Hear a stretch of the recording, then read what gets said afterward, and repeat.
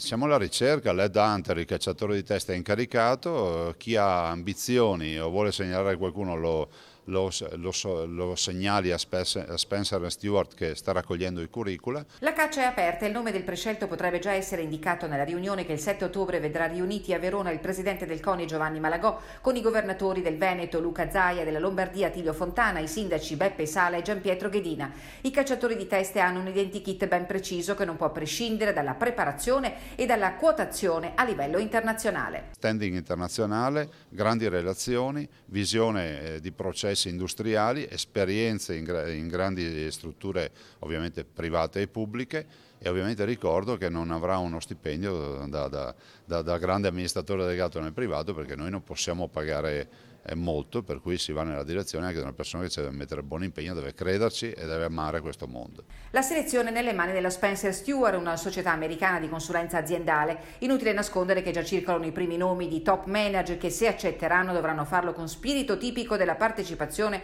a una gara sportiva, escluse pretese di stipendi a 6 zeri. La disponibilità invece è già stata fissata in 7 anni. Su questi nomi ci concentreremo per verificare chi potrà meglio assolvere il lavoro. Certamente una ricerca non facile, ma sulla quale ci stiamo concentrando. È una bella sfida, siamo una bella squadra, un evento oserei dire straordinario, e quindi credo e sono speranzoso che ci si troverà la persona giusta.